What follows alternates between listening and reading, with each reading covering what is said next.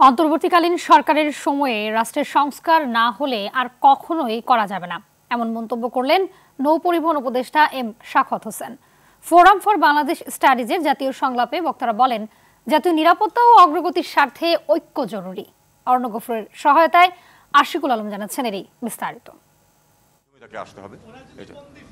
Forum for Bangladesh studies আয়োজিত ঐক্য সংস্কার ও নির্বাচন বিষয়ে জাতীয় সংলাপ। রাজধানীর কৃষিবিদ ইনস্টিটিউটে সংস্কারের দায় ও নির্বাচনের পথরেখা শীর্ষক দ্বিতীয় অধিবেশনে সংবিধান সংস্কার, গণতন্ত্র, নির্বাচন সহ সংস্কার নিয়ে আলোচনা করেন বক্তারা। এমন একটা গণতান্ত্রিক রাজনৈতিক ব্যবস্থা তৈরি করতে চাই যেখানে আমরা এই যে সকল রাজনৈতিক পক্ষকে এই ব্যবস্থার অংশীদার যাতে তারা ভাবতে পারে, এই অবস্থাটা সৃষ্টি করতে পারি।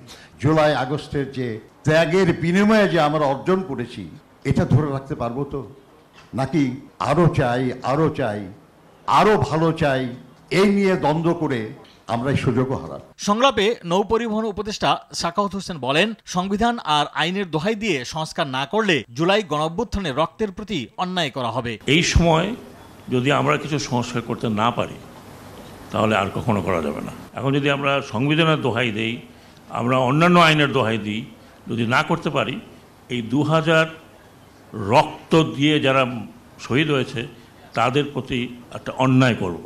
রোহিঙ্গাদের ফেরত পাঠানো, দেশের স্বাধীনতা, সার্বভৌমত্ব, নিরাপত্তা নীতি, ভারতসহ প্রতিবেশী দেশগুলোর সঙ্গে পারস্পরিক সম্পর্কের বিষয়ে তৃতীয় অধিবেশনে কথা বলেন পররাষ্ট্র উপদেষ্টা তৌহিদ হোসেন ও বিএনপির স্থায়ী কমিটির সদস্য আমির খসরু মাহমুদ চৌধুরী। আমাদের পররাষ্ট্র মন্ত্রণালয়ের কূটনীতিবিদরা কি প্রপারলি কাজ করতে পারছে? ফরেন পলিসির যে ইস্যুগুলো আছে এগুলো আমাদেরকে নতুনভাবে চিন্তা করতে হবে।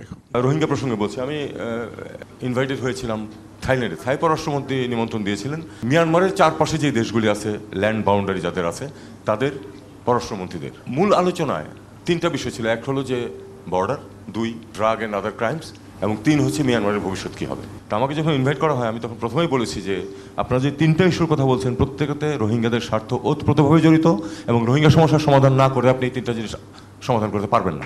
সংলাপে তরুণদের প্রতিনিধিরা বলেন, স্বাধীনতা ও সার্বভৌমত্বের প্রশ্নে কোনো আপোষ নয়। সমাজের পক্ষ থেকে আমাদের দাবি একটাই, যে শেখ হাসিনার মতো করে ভারতকে যা দিয়েছি তা আজীবন মনে রাখবে। এই যে দিয়ে দেবার এবং তার বিনিময়ে শুধু নিজে টিকে থাকবার নীতি, এই নীতিতে যাতে বাংলাদেশ আর কখনো আর না ফেরে। আশিকুল আলম, আর টিভি, ঢাকা।